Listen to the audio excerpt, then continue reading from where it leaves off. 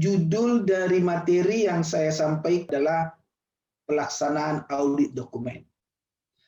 Untuk itu Ibu Bapak, saya harus menyampaikan sedikit saja pedoman pelaksanaan audit dokumen. Kalau kita berbicara Ibu Bapak mengenai pelaksanaan AMI, kemarin kita sudah sepakat, kemarin kita sudah sama-sama memahami ada dua tahapan besar dalam pelaksanaan audit mutu internal. Satu adalah audit dokumen, satu lagi adalah audit lapangan. Seperti yang saya sampaikan kemarin Ibu Bapak juga terkait dengan hal-hal yang akan kita hadapi berkaitan dengan audit eksternal yang akan kita hadapi, baik itu dengan BAN PT maupun LAM PT Kes. Sebetulnya prinsip dasar audit dokumen dan audit lapangan juga dilakukan oleh pihak eksternal. Seperti BAN PT misalnya Ibu Bapak sekalian. Mereka melakukan namanya asesmen kecukupan. Itu kita setarakan dengan audit dokumen. Audit lapangan, BAN PT, LAM PT Kes melaksanakan yang namanya dengan asesmen lapangan. Mereka menggunakan kata asesmen, penilaian. Kalau kita menggunakan adalah audit. Kata audit kemarin Ibu Bapak, kita harus memahamkan itu dengan baik. Itulah suatu proses pengujian kecocokan atau pengujian ketidaksesuaian. Jadi bukan penilaian Ibu Bapak, ya. Nah, audit dokumen Ibu Bapak sekalian, ini adalah satu kegiatan, lagi Ibu Bapak adalah nanti ada persyaratan perlunya, ada syarat perlu yang harus dipenuhi sebelum melakukan audit dokumen. Hal yang sama dengan audit lapangan Ibu Bapak. Nah, kalau Ibu Bapak kembali mengingat bagaimana mekanisme kita mengajukan proses reakreditasi ke BAN PT, hal yang pertama kita pastikan Ibu Bapak adalah periode pelaksanaan dari kewajiban kita itu telah berakhir di tahun TS-nya kita. Maka yang kita pertanggungjawabkan adalah tahun TS. Sama seperti itu Bapak Ibu adalah ketika kita melakukan audit mutu internal, kita harus pastikan adalah periode pelaksanaan standar yang akan kita audit. Kemarin sudah kita bicarakan, kalau kita bicara dengan AMI yang sifatnya adalah AMI reguler, maka dia boleh semesteran, dia boleh tahunan, tergantung atas periode pelaksanaan standar yang menjadi tanggung jawab dari si auditi. Itu yang pertama Bapak Ibu, kita harus menetapkan. Nah, untuk kita Binawan ini, oleh karena tahun akademik 2020-2021 itu belum berakhir, dan tadi saya melihat ada 7 standar yang terdiri dari 5 standar nasional pendidikan tinggi ditambah dengan standar pendidikan tinggi yang ditetapkan oleh PT, maka saya melihat tadi ada yang bisa dilakukan AMI semesteran, ada yang harus kita lakukan AMI tahunan, 1 tahun akademik. Oleh karena itu Bapak Ibu, izin kalau boleh saya menyarankan, kiranya tahun akademik yang akan diaudit nanti bisa dibicarakan secara internal, apakah bisa dilakukan tahun 2020-2021. Jikalau belum memungkinkan, maka kita boleh berpraktek dengan menggunakan tahun akademik 2019-2020.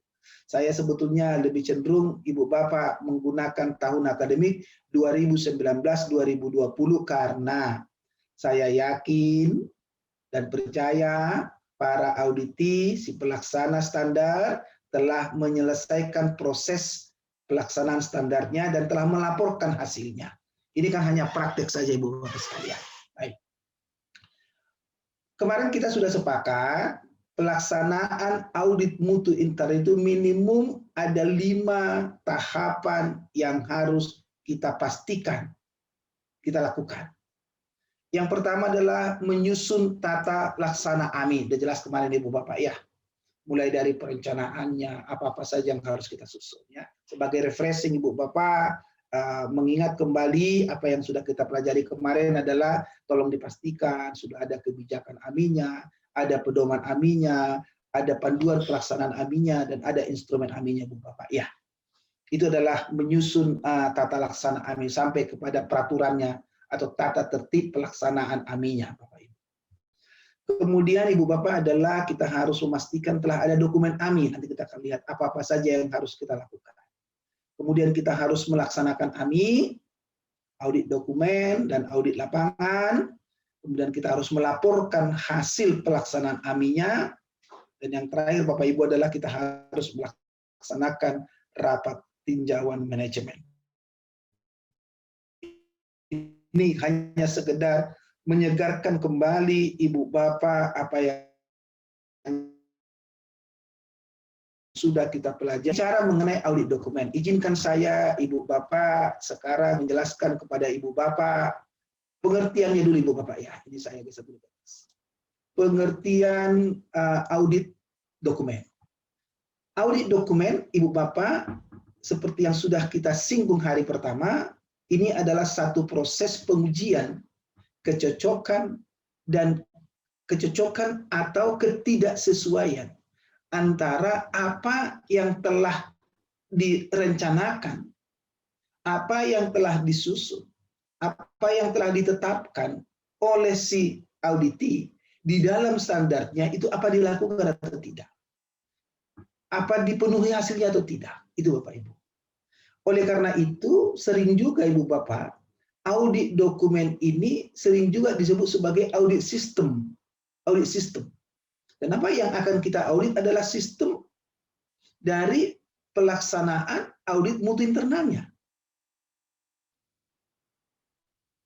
Maka seperti yang kita kemarin Ibu Bapak sampaikan, kita harus melihat betul yang akan kita audit adalah sistem organisasi implementasi penjaminan mutunya oleh area auditnya. Itu kemarin sudah boleh bidang, boleh kaprodi, boleh perpustakaan, boleh unit apapun Ibu Bapak sekalian, untuk memastikan apakah standar itu telah dilaksanakan atau tidak. Apakah dalam pelaksanaan standar itu mereka telah melaksanakannya sesuai dengan prosedurnya atau tidak. Apakah di dalam pelaksanaan standar tersebut sudah memenuhi capaian indikator kinerjanya atau tidak. Baik itu indikator kinerja utama maupun indikator kinerja tambahan. Oleh karena itu Ibu Bapak sekalian, maka seorang auditi itu kemarin Ibu sudah kita pastikan dia adalah si pelaksana standar.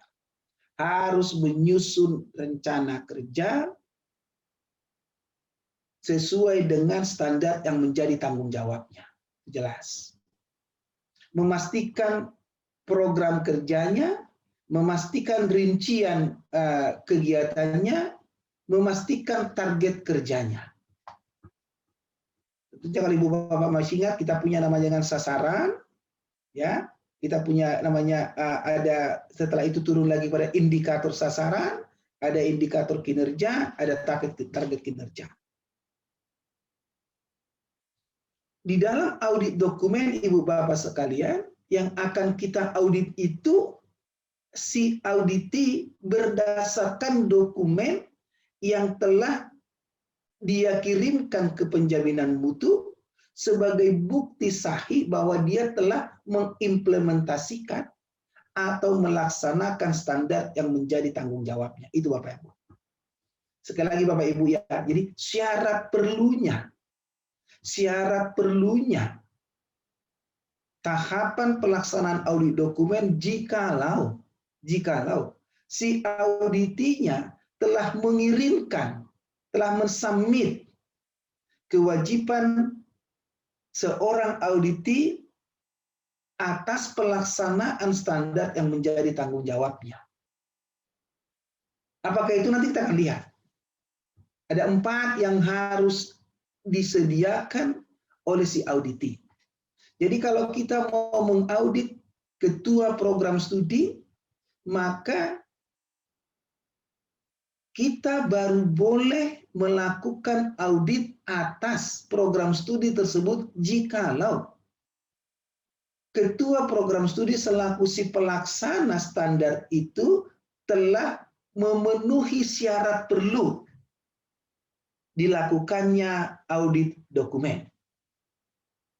Karena apa Ibu Bapak sekalian? Audit dokumen itu adalah kita mengaudit si auditi berdasarkan dokumen bukti pelaksanaan standarnya. Lagi Bapak Ibu ya, kita melaksanakan audit dokumen itu adalah ketika kita mengaudit si auditinya berdasarkan bukti dokumen pelaksanaan standarnya. Oleh karena itu Ibu Bapak, kita tidak pernah bertemu dengan si auditi ketika kita melaksanakan audit dokumen. Kita mengaudit si auditi itu berdasarkan bukti dokumen pelaksanaan standarnya. Sama seperti kita Bapak Ibu. Kalau saya bicara mengenai audit eksternal ya, dalam ini BAN PT atau LAM PT Kes. Asesmen kecukupan yang kita katakan tadi adalah ada kesejajaran pemahaman kita dengan audit dokumen. Kita hanya akan mungkin diaudit atau diakses kecukupan oleh asesor jikalau kita sudah mengupload ke BAN PT atau ke LAM PT Kes dokumen bukti kita telah melaksanakan pengelolaan perguruan tinggi kita, pengelolaan program studi kita. Yaitu apa? Dokumen yang dibutuhkan oleh BAN PT dan PT Kes dulu adalah namanya BORAN. Sekarang namanya Instrumen Akreditasi Perguruan Tinggi, Instrumen Akreditasi Program Studi. Itu dokumen kita Bapak, yang kita harus serahkan. Yang terdiri dari dua, laporan kinerja perguruan tinggi dan laporan evaluasi diri perguruan tinggi. Beserta semua dokumen-dokumen bukti yang dibutuhkan. Itu harus kita upload, harus kita kirimkan ke BAN PT. Hal yang sama kalau kita untuk program studi. Maka nanti asesor BAN PT yang ditunjuk oleh Dewan Eksekutif itu mereka akan mempelajari dokumen borang kita, dokumen akreditasi kita, kemudian mereka akan masuk ke yang kita sebut namanya dengan asesmen kecukupan. Makanya Ibu Bapak kalau kita lihat di laman BAN PT atau di laman BAN PT Kes gitu ya, sedang dalam proses kelengkapan dokumen. Sebetulnya apa? Sedang dilakukan pemeriksaan atas dokumen yang kita kirimkan sebagai bukti bahwa kita telah melaksanakan pengelolaan perguruan tinggi. Hal yang sama Bapak Ibu dengan audit dokumen kita. Nanti mohon diingatkan, kalau tadi Ibu Ayu sudah izin Ibu Bapak ya, tapi untuk kita semua nih, yang tadi mohon disampaikan kepada lembaga penjaminan mutu gitu ya. Mohon dipastikan bahwa setiap auditi itu wajib harus mensubmit, mengirimkan semua bukti dokumen atas pelaksanaan standar yang menjadi tanggung jawabnya si auditi.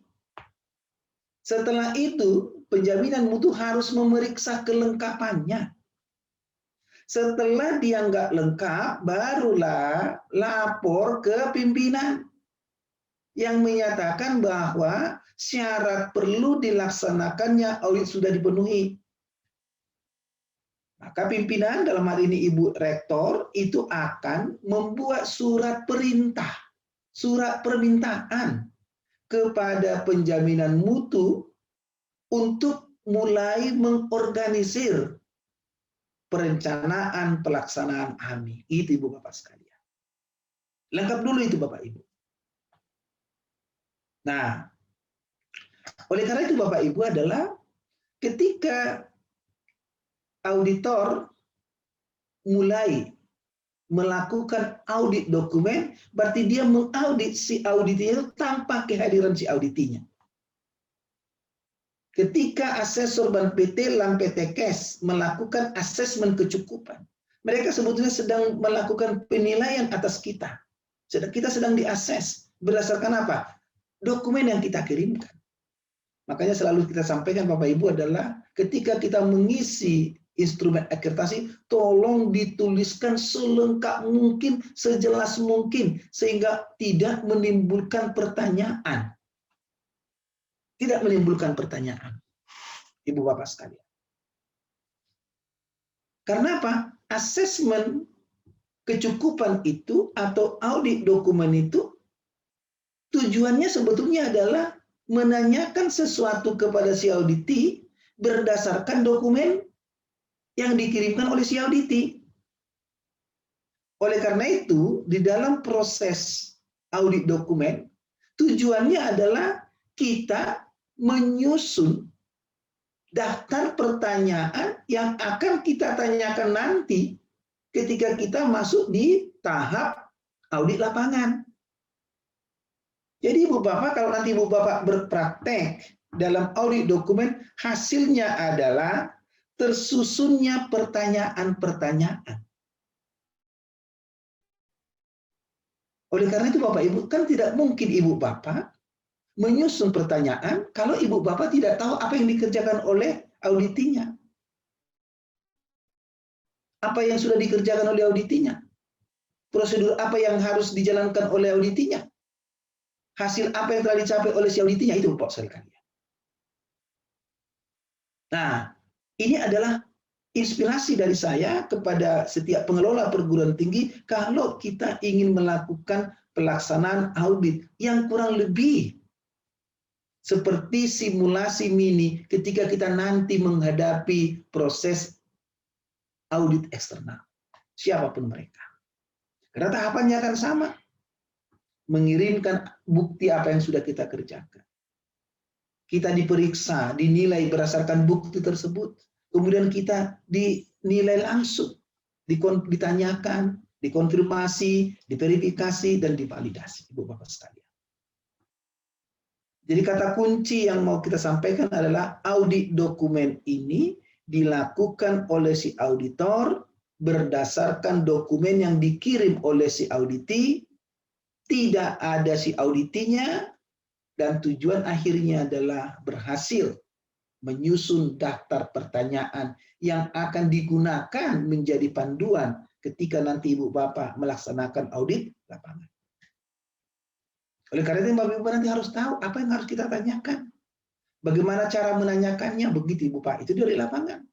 Bagaimana kita memformulasikan, merumuskan, dan menyusun pertanyaan yang sifatnya harus ringkas, jelas, dan mudah dimengerti, gitu Bapak Ibu.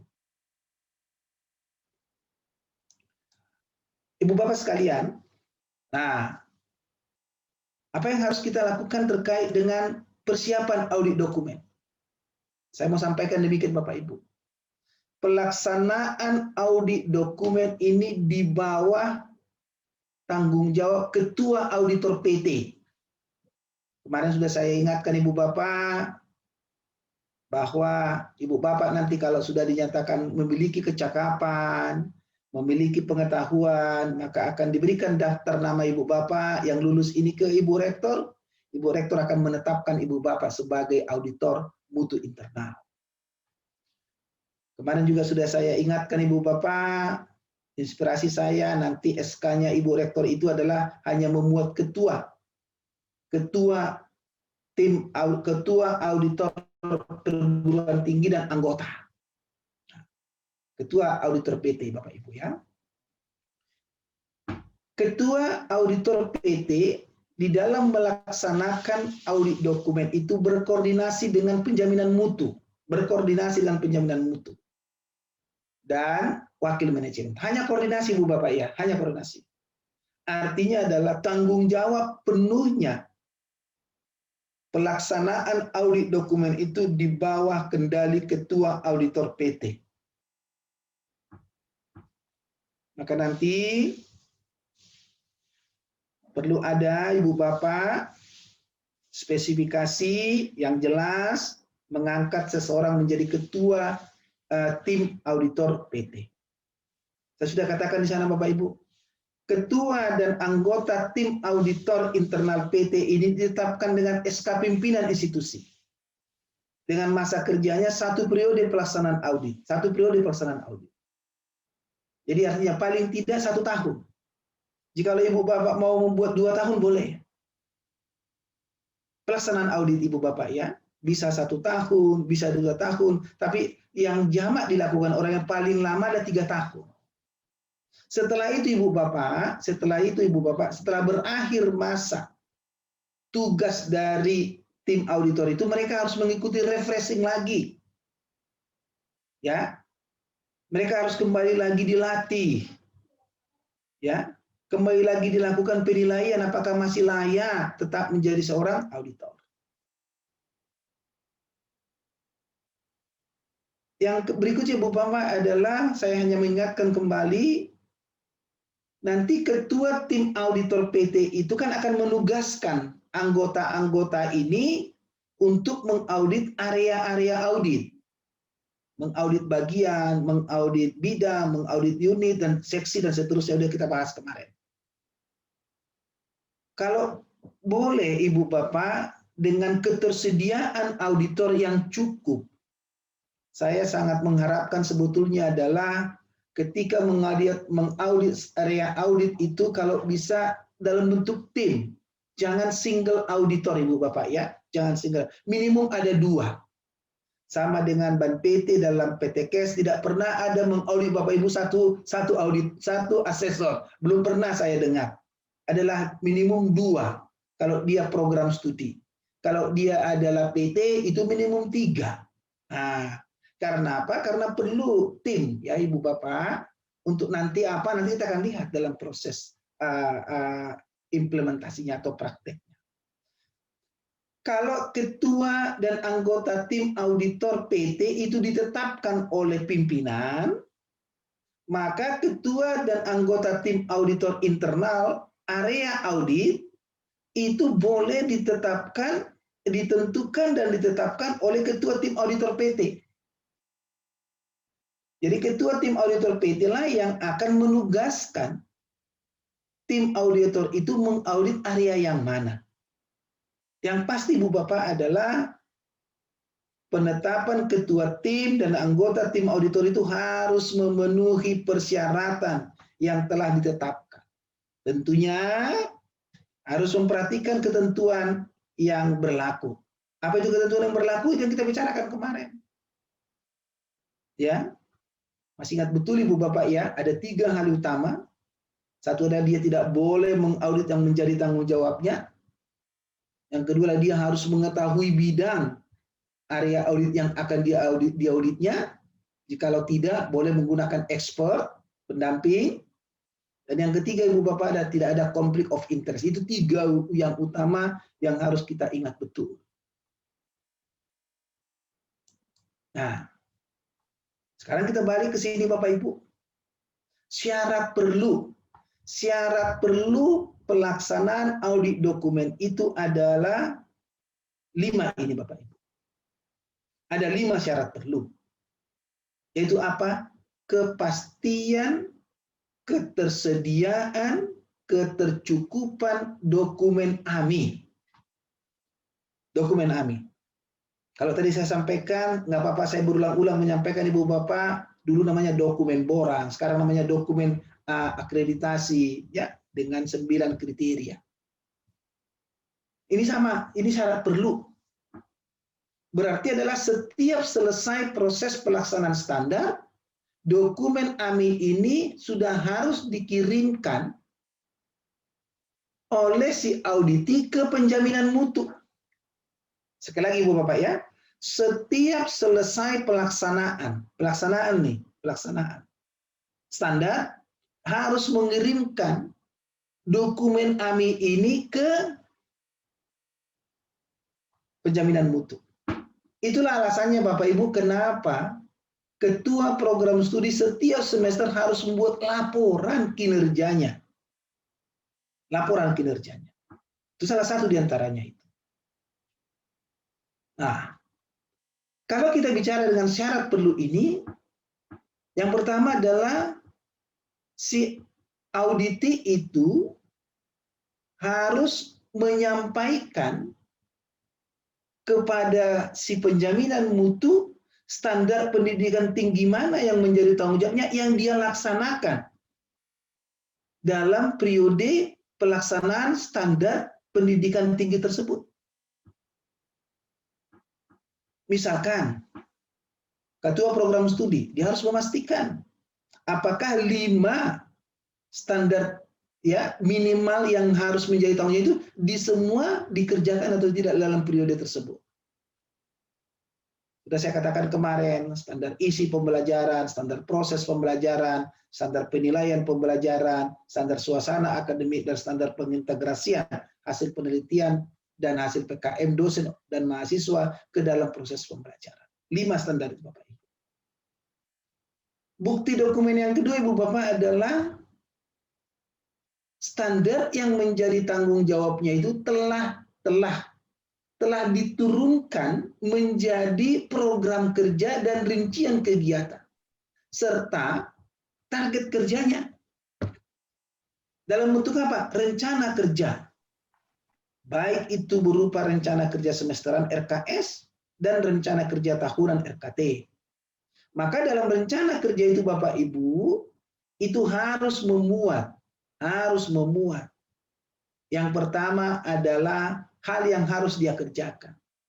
Sasarannya, indikator kerjanya, dan target kerjanya Ibu Bapak. Nah, ini yang saya sampaikan, ini barangkali belum terlaksana dengan baik ya Ibu Bapak. Satu saat nanti kita kalau ada waktu yang tepat, kita bolehlah bertemu secara virtual ya 1-2 jam lah, 2-3 jam, bagaimana kita menyusun RKS dan RKT sebagai model dalam pengimplementasian atau pelaksanaan standar. Ibu Bapak sekalian, dokumen yang ketiga syarat perlunya adalah hasil monitoring. Hasil monitoring juga. Siapa yang melakukan monitoring ini? Saya inspirasikan Ibu Bapak. Lembaga penjaminan mutu itu wajib melakukan monitoring. Monitoring Ibu Bapak, monitoring atas pelaksanaan audit mutu internal. Berarti kalau kita bicara seperti kemarin itu formatifnya ya. Berarti apa? Lembaga penjaminan mutu atau penjaminan mutunya itu melakukan evaluasi selama pelaksanaan itu untuk mengoptimalkan pelaksanaan standarnya. Kalau nggak salah itu adalah formatif ya. Oh ya, formatif bukan diagnostik ya. Formatif. Semua monitoring. Dan harus menyusun laporannya. Makanya Bu Bapak adalah penjaminan mutu itu wajib setiap bulan menyusun laporan monitoring atas standar yang dijalankan oleh Universitas Binawa. Disusun oleh siapa? Disusun oleh penjaminan mutu. Dilaporkan ke siapa? Ke si penanggung jawab. Penanggung jawab penjaminan mutu di perguruan tinggi itu adalah pimpinan tertinggi. Kalau di tempat kami adalah rektor, saya penanggung jawabnya. Maka setiap bulan saya mewajibkan penjaminan mutu itu melaporkan kepada saya apa-apa saja yang mereka monitoring, apa-apa saja temuan-temuan mereka. Itu harus disampaikan Bapak Ibu. Nanti itu akan menjadi bagian dari dokumen aminnya kita. Nomor 4 Ibu Bapak adalah laporan realisasi. Ini wajarlah Bu Bapak ya. Setiap akhir semester setelah selesai periode pelaksanaan standar harus dibuat laporannya. Apa yang sudah dikerjakan, apa yang sudah dicapai, apa kendalanya, itu semua dituliskan di sana Bapak Ibu. Laporan realisasi RKS kalau dia semesteran, RKT kalau dia adalah tahunan. Tentunya Ibu Bapak sekalian, ini ketika si auditi menemukan ketidaksesuaian, maka perlu ada rencana tindak lanjutnya yang sifatnya sementara, yang menyatakan bahwa ada ada upaya real yang sifatnya internal dan sementara sebagai tindak lanjut atas satu, ketidaktercapaian sasaran. Dua, atas keberhasilan memenuhi sasaran. Itu juga dibuat tindak lanjutnya. Sehingga nanti ketika ada audit lapangan, sebetulnya kita telah memulai sesuatu sebagai follow up kita atas apa yang kita lakukan selama ini, Bapak Ibu. Jadi istilah saya menyatakan adalah audit lapangan itu sebetulnya sudah harus Ibu Bapak ya, kita persiapkan oleh siapa? Bukan oleh si auditornya, tapi telah mulai dipersiapkan oleh si auditinya. Ini dia Bapak, nomor 5. Setelah saya tadi telah membahas syarat perlu kita melaksanakan audit dokumen, yakni ketersediaan 5 dokumen audit yang kita perlukan untuk melaksanakan audit dokumen, maka kita sekarang sudah siap untuk melaksanakan audit dokumen itu sendiri. Seperti yang saya sudah jelaskan, dalam pelaksanaan audit dokumen kita harus memastikan ketersediaannya instrumen audit mutu internal yang pertama, yaitu checklist, atau sering disebut dengan daftar pertanyaan. Bagaimana kita cara menyusun checklist? Kita akan bahas pada pertemuan kita berikutnya. Bagaimana auditor melengkapi checklistnya, itu kita akan bahas pada pertemuan berikutnya. Pada bagian yang kedua, nanti saya akan menjelaskan apakah itu instrumen checklist, bagaimana auditor itu menyusun daftar pertanyaan atau checklist pada saat auditor melaksanakan audit dokumen. Semua itu Ibu Bapak akan kita bahas pada part yang kedua. Sampai ketemu di part yang kedua. Terima kasih dan selamat siang.